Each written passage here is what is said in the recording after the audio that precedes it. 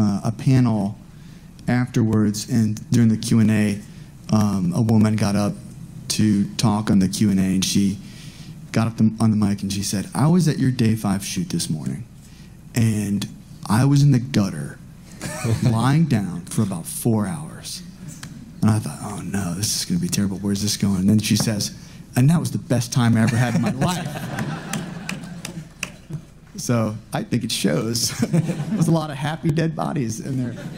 So, but thanks everybody. Thanks to all of you who came out for that, and thanks for helping us make stuff. I just like showing that because it's like you guys literally help us make stuff. And I think we talk about it all the time in terms of what a great community we have and all the positive feedback we get and how much we take your suggestions very seriously and everything. But sometimes you actually physically do the work. So thanks a lot.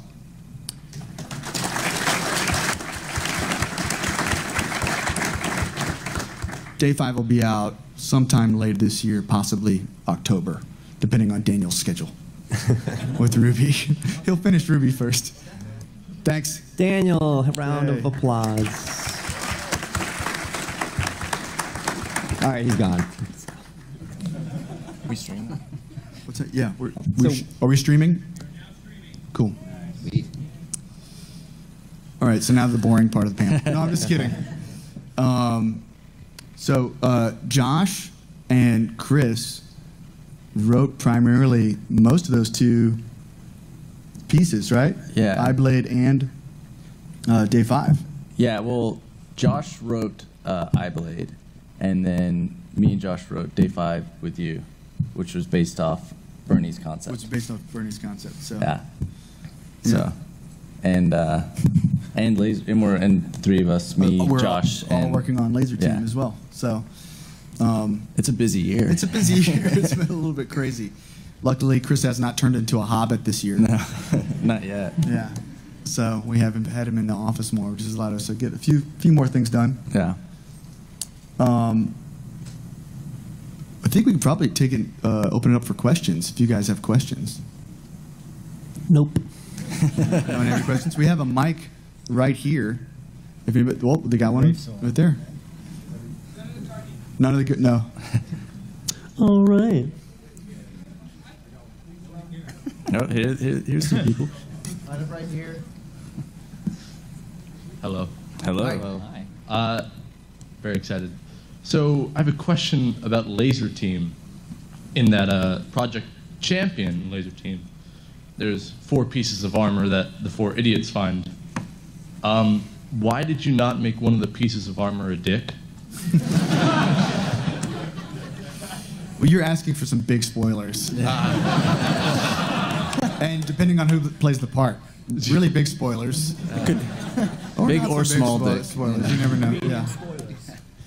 It just seemed like the first thing you would do. It's like Barbara did draw some concept art for us originally. I can imagine. And so that was under consideration, but we decided that was a terrible idea and didn't do it. We're actually spinning that off into its own show. Yeah.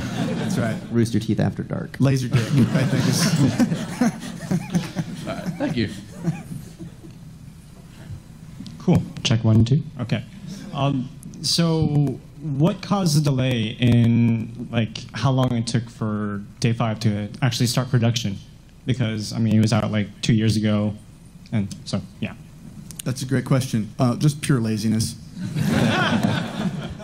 No. We've had a lot of moments where we've been trying to get going on different projects, and then just one thing after another has delayed us, and I can't even point to a specific thing, to be honest with you, other than we've just been growing so fast and doing so many different things. We wanted, when we did Day 5, to do it right, and we knew that we were going to have to treat it in a different way because it is a serious piece, and with all the comedy and gaming stuff that we do, people might think it was coming out of left field if we didn't treat it in the right way and make something out of it that we thought was going to be well received by the audience, and also that we put as much time and production value and energy into as possible. So we were just basically waiting for the right window, and finally found it. Although I guess some might say it really wasn't the right window, because we actually shot iBlade and Day 5 and the Bare Naked Ladies video those 3 videos that you just watched, we shot all of those back to back to back over the course of 4 weeks or so. More like 3 weeks. Yeah. Yeah. So, and it's been a really, really, really intense production schedule for the last, this last 6 months, I'd say, since January, with all the stuff we've been doing. So, yeah, sometimes it's just hard to find time to fit something in. And then also, I guess we could talk about a little bit. We rewrote Day 5 like 20 times, which is kind of unusual for us. We don't usually do that, but like we just got in a cycle of like, I don't know if it's quite right, or if this is the right message or not. And finally we brought on Chris and Josh to work on it, and that's when it actually got solidified and felt right and made sense. So I'm going to give you guys the credit for delaying it. I think another big part of it too is slowly acquiring different people that we think fit in what we're trying to do production-wise. Because back in the day in season 1, 2, 3 in shorts, RT Shorts, it was just 3 or 4 of us shooting it, doing audio, directing it, acting it, like rotating in front of camera, and that's just not something that we can do in a bigger project like this and still make it something we want to make. So we've slowly started finding people that really do fit in, that we really like working with, and that frees us up to really just focus on the writing, or especially focus on the directing. Because if we're listening to audio and then trying to judge actors at the same time, it's you're not going to get as good a product as you really want. Yeah, have you guys seen? Do you remember the short called Catch that we did? Yeah. That was the baseball one. So there's 4 people on screen total in that short, and there were 4 people on location total in that short. Whenever you see one person on screen, the people who are not on screen are running the camera and sound. That's literally how we would put stuff together. And like Brandon said, you can't make a feature, you can't make a long form series with high production value by doing that. Like, oh, can you hold my eye blade? I have to go and do the camera. We've done things before where we've had like somebody like on camera and they're holding their own boom pole, like off camera. It's not really the right way to go about it. Yeah, I think you told me once that short was whenever you decided to. I think that's how I have my job. You're like, I think we need to hire some more people. Yeah, it's like, this is kind of nuts. Where's yeah, we need more people. So thank you. Thank you. Hey guys, how you doing? Good. How are you? Hanging in there. What you been up to? Graduating college, looking for jobs. Not to bring this to a whole sappy thing, but I did want to say this. Way back in the day, I've been a fan ever since the very beginning, way before you guys even had the website, when you first uploaded it to the internet. I thought you were like hanging out at our house, like watching us for a second. Well, that's a story for another time. And I was going through literally a bunch of different medical disasters that ended up having my brain being crushed against the inside of my own skull for about 3.5 years. And I also have Asperger's syndrome. And around junior high, 2002, 2003, which is around this time, that kind of dynamic with everybody and stuff, it kind of gets really tough because everyone starts, changing, trying to figure out what they want to be, how they want to act in front of others, and all that. And I will say that one of the things that has inspired me all the way to this day, I graduated high school, now graduated college with a full 4-year degree in film, is thanks to you guys, because you guys kept me laughing, through your content, through everything, and your charity events that you do. I mean, you guys really make a huge impact on everything. And thank you. Well, thank you very much. I really want to say thank you guys so much for everything you do.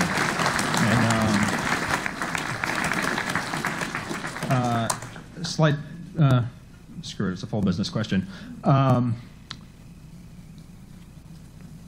It's a 2-parter. One, who's the director for Laser Team? Is it you, Mr. Holm? It is. Awesome. Okay, and question number 2. Are you guys, for the different departments for Laser Team, are you guys planning on hiring union or non-union? We have applications up here. Just come on. I think Doreen would strangle me if I answered that question. All right. Doreen says we're going to hire the best talent to fit the position. All right. Thank you very much. Thank you.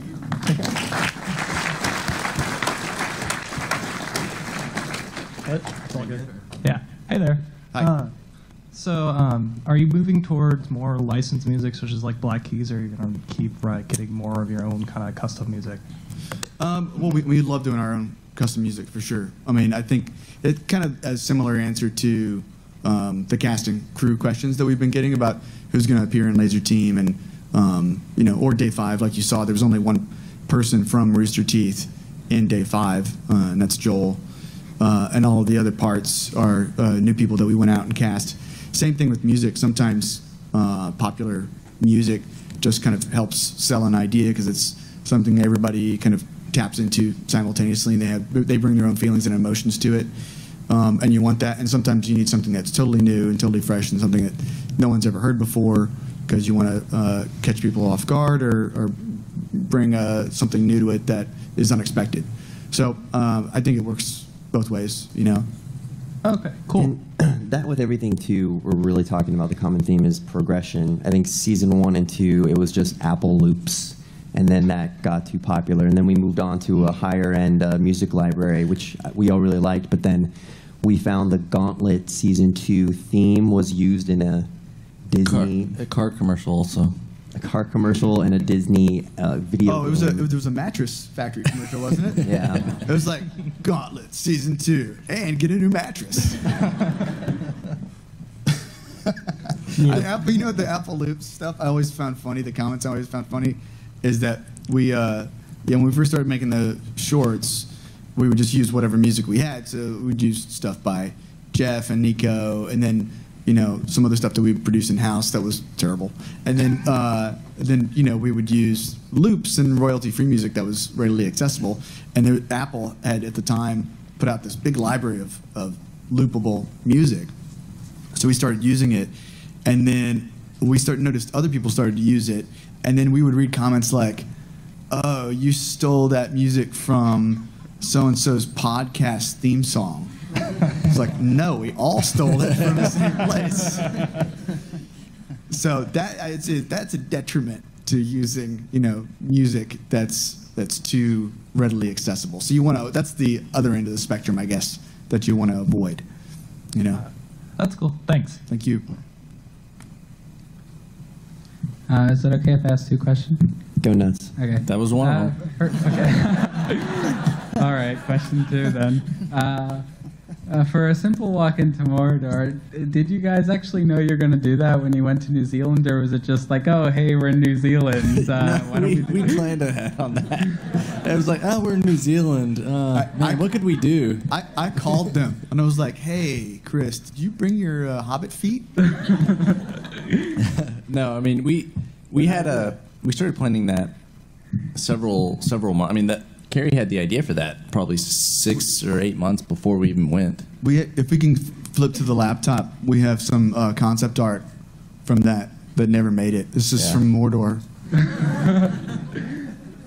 That's creepy, isn't it? Oh, you can put that away. Sorry. That's from iBlade. I don't think we ended up using the particular variation of it. It just stays up there. Hey. It's really worse for Gavin and Lindsay than it is for me, I think.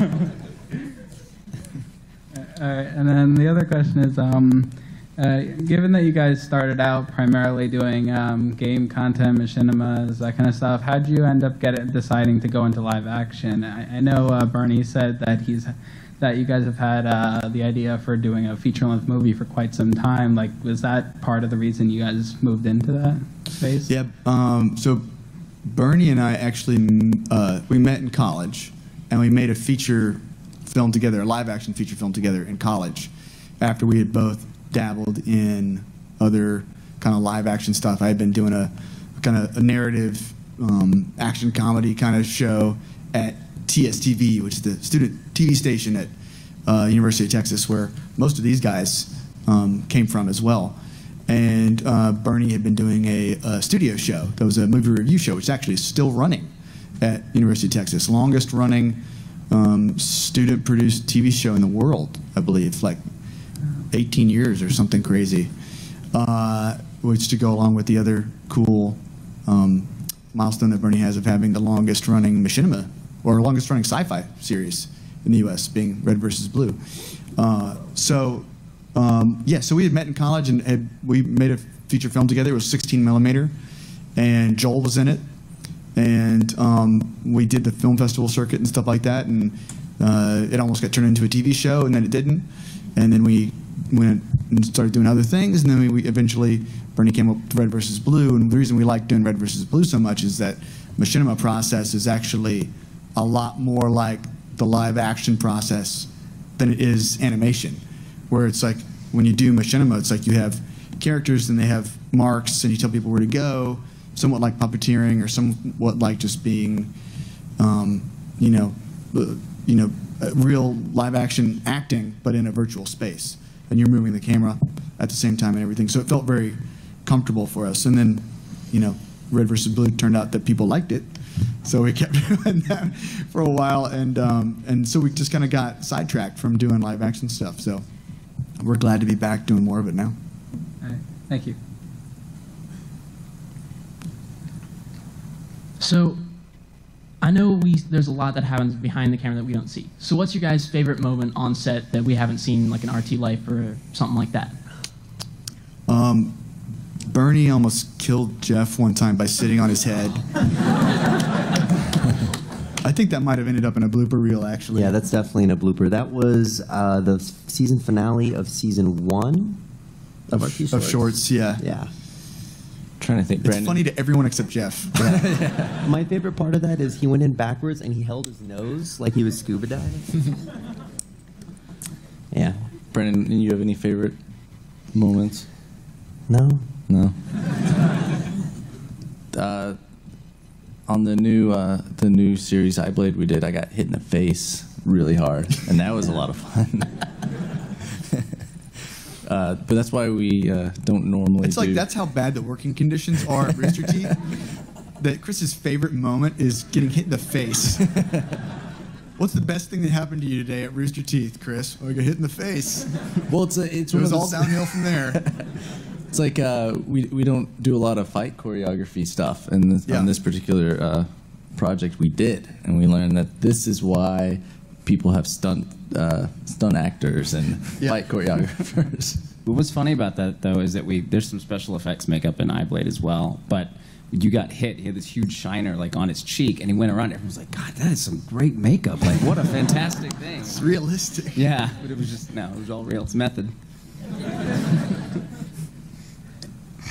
Cool. All right, thanks. Thank you. Hello. Just want to first off say thank you guys for your shows, the shorts, the Red vs. Blue and all that. I've been on multiple deployments, and it's helped me over in Iraq when days were just really not very good. I just want to ask, now that you got pretty much a lot of animation and live action, are you guys going to be like splitting the website, like having one part of for just live action, like the 5 days and all that, and another part for like Red versus Blue and Ruby and such?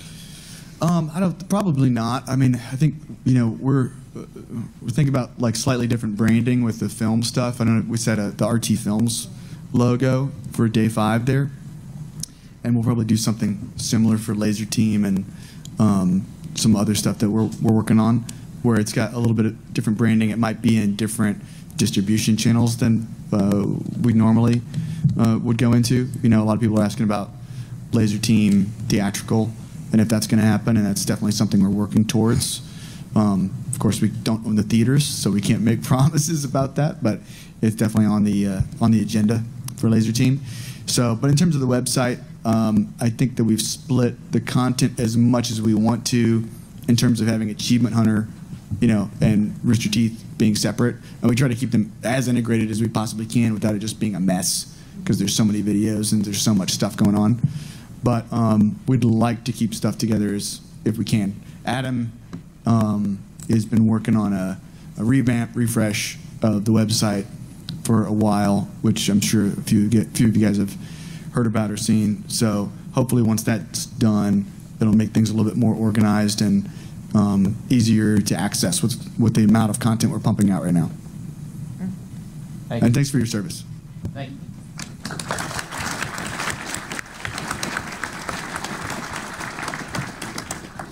Question, then a comment. You know, you guys do all these videos, and you know, you get this one video that has this really great concept, and you know, you have another video that has a really good concept as well. Do you guys? I was waiting for the one that has the bad concept.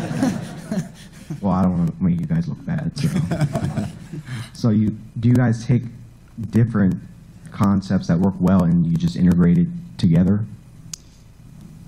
I think we try and just get. You mean in terms of like mashing up ideas? Is that kind of your question?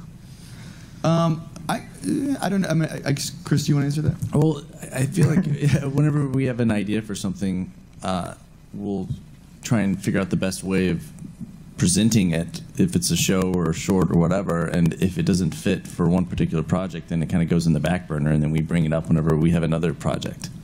Like there's shorts that, you know, the idea for them were conceived years and years ago, and then it's like, oh well, let's do that one finally. Yeah. And I don't know if it's intentional or not, but I think a lot of our stuff it tends to be easy to digest in terms of like it's this concept plus that merged together, kind of like the I Played medieval office comedy thing. You know, it's like take a couple of components and put them together. It's not intentional, but I always think of Red versus Blue. One of our favorite quotes is, "It's like Clerks meets Star Wars," you know, which I think is a great, like, who would put those two things together? Just us, I guess. So, thank you. And my comment, last year, I had to go through the Make-A-Wish Foundation, and I came to see you guys, and, you know, you guys made the rest of the year for me. And then, you know, giving me a ticket to come here for this year, just from then on till probably the rest of the year, you just made it. I can't explain in words. I can't even explain in body motion. Thank you.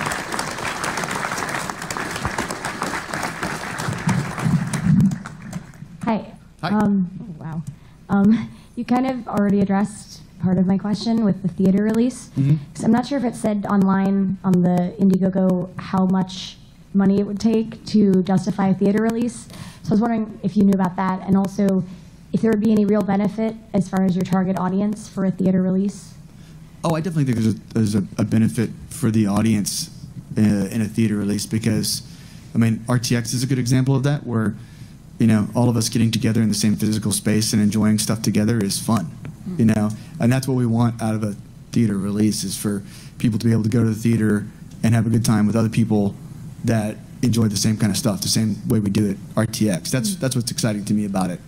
And also, just the fact of seeing it on the big screen, I think, will be fun and empowering for everybody, you know, the fans, as well as, you know, people within Rooster Teeth, the staff. There's not a level at which it's justified in terms of the Indiegogo campaign, but what I will say about the Indiegogo campaign and the theater stuff is that the excitement and the momentum around the campaign, which is, you know, because of you guys, and I met a few of our VIP ticket holders earlier today, and it's just really fun to see you guys coming out.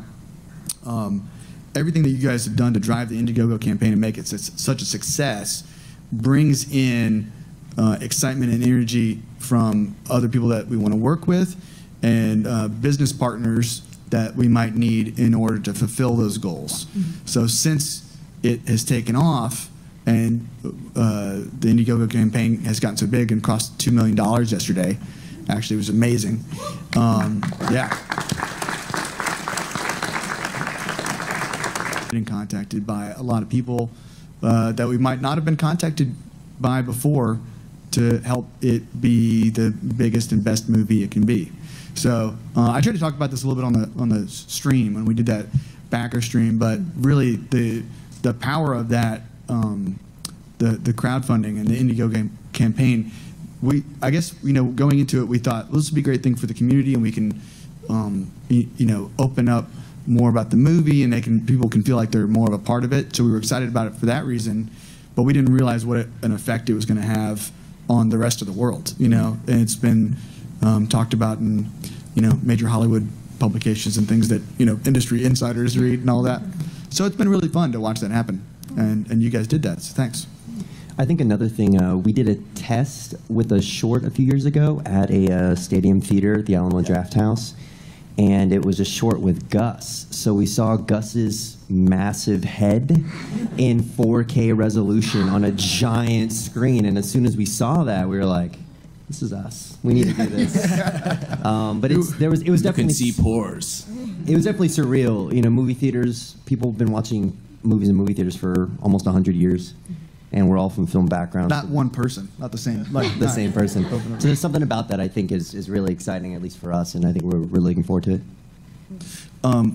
We should only take about 5 or 6 more questions because we have a few more things that we want to show before we end the panel. So sorry if we got there's about anybody 5, cutting maybe off back there. 5 more minutes. Okay, thank you. Thank you. Hi. What's up? I just wanted to, I was wondering if you guys had any interesting concepts that had to die because they just wouldn't work out on film or in a short form? I think it goes back to what I was saying earlier. If we have a good concept for something and it doesn't fit what we're doing at that moment, it just kind of goes in the back burner until that right opportunity to put it in. So yes, but nothing ever dies forever. It just kind of gets put in the oven. Yeah, all of the Rooster Teeth concepts are like soap opera characters. They are going to come back at some point, probably with a mustache the next time you see them. Thank you, guys. Thank you. Hey. Hey. So I had a question about your, in the original RT shorts, did you guys feel that you were writing characters that you guys could play, or were you writing more around your own personalities? I mean, you guys, for the most part, you play yourselves, it seems. Yeah, I mean, I think we were... I was trying to write myself as a character, if that makes sense. Like, like a characterized version of me. And I think that stemmed from I don't know how to act. So my method for acting is just lying.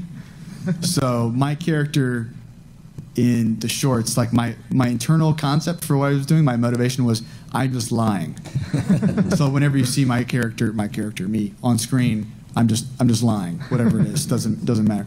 So I don't know if Bernie and Joel and Jeff and Gus approached it the same way, but when I was writing parts for them, it was kind of like I was trying to be a little bit like it's taking half of who the person really is and half of who the perception of who that person is, and then adding in a little bit of insanity on top. And how's your chest hair doing? It's coming back in. It's looking good. Is Chester back?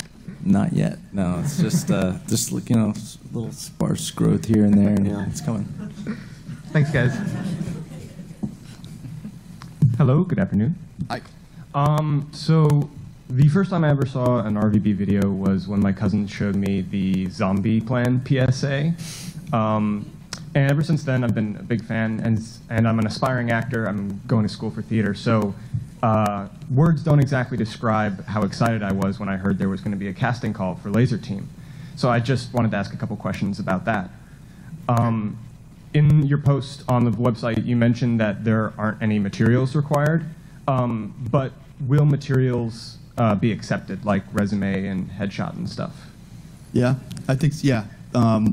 We have a professional casting company that's going to be running it.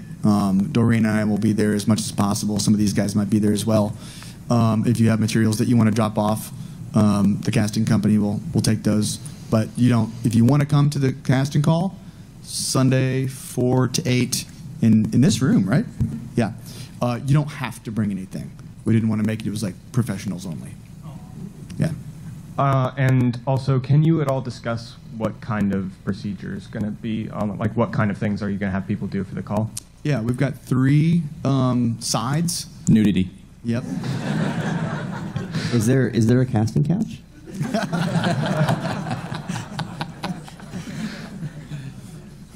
We've got 3 different sides that people are going to be reading from. Different characters in each one, I believe, right, Josh? Mm-hmm. Yep. And we tried to mix it up and make it where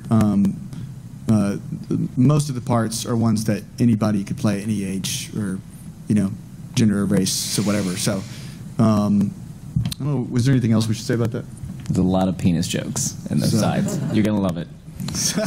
Come on out. All right, thank you for doing everything. Thank you. Hello.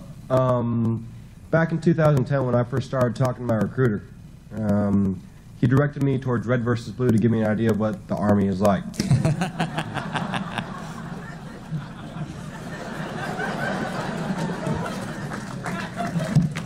I've been in for 3 years now, and I gotta say, the first 3-4 seasons are spot on. And I was just curious, what inspires the diverse amount of shorts and miniseries and full series that you've developed? Just want to have fun, I think. We just want to figure out fun stuff to make and execute it, and I think the more we enjoy something, the better it's received. And I think Bernie said that for a long time. If we just make stuff that we like, it'll do well and people will like it. Yeah. Well, thank you. Thank you. That was an interesting story about your Hi. So, Rooster Teeth the musical, any plans there, or? Jeff Williams just walked out a minute ago. You are just a little bit late in asking that question, but sure, let's make it happen. Why not?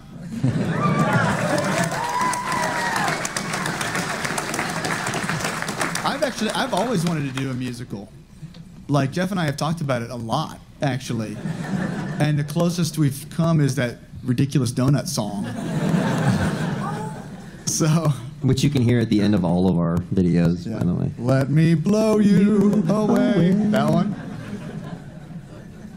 Now, the real question that I had was, it seems like you guys... Wait, that one wasn't real? No. I thought we were ending on a high note. Literally. This is a good pun. It seems like you guys are skipping a lot of stuff that would normally go through production companies. Like, you guys do have your one-off shorts, which everybody loves. You guys have your animated piece, and now you guys are going to movies. But it seems like you guys skip some sort of an episodic type of just web series type show where it's not just a one-off, it's actual every week same characters and things like that. Have you guys given any? What? Well, that's still animated.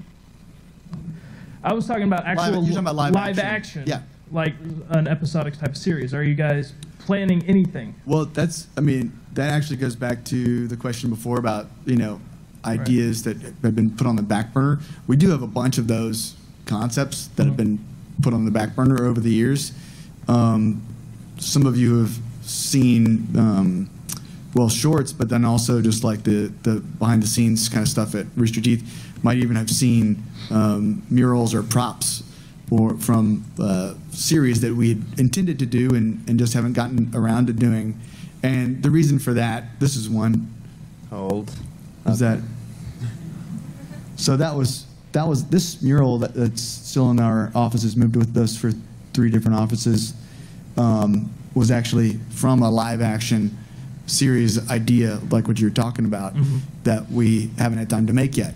And a lot of it's just because making a series like that at the level of quality that we want to make it at is a really huge commitment. And so we found it's been more rewarding to work on more of a variety of stuff and be able to do things like iBlade and Day 5 and Laser Team and not completely bog ourselves down with doing a long form series. Not to say that we're ruling it out, because we're not. I'd love to do something like that at some point. We're just going to take another 80 people, which is a little bit daunting thought at the moment. All right. Well, other than that, I just want to say thank you because of advice that you guys have given at different conventions and everything like that. My production company that I helped start, we've actually wrapped our first movie. We've done about 5 different music videos, and we're currently producing a couple different series. So I wanted to say you guys have paved the way. Thank you for that. That's awesome. Congratulations.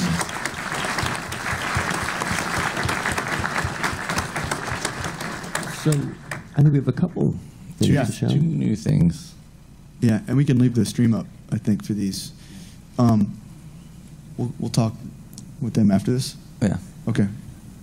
So we talked about in Laser Team one of our goals, one of our stretch goals was to unlock some more RT shorts, and we unlocked that. So here you go.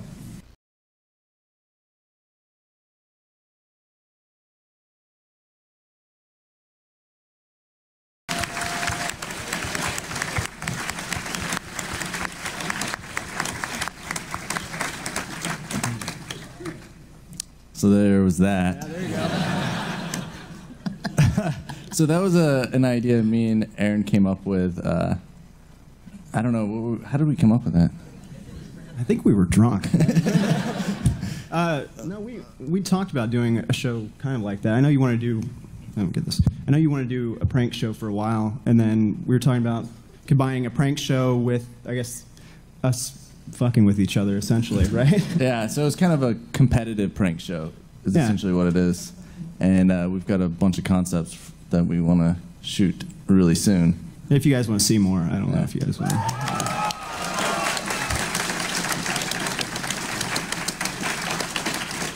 But yeah, I think we're out of time, so yeah. But we're out of jokes and videos. Yeah, So we don't it's have really any okay. Hey, thank you everybody for coming out. I hope the rest of your RTX is fantastic.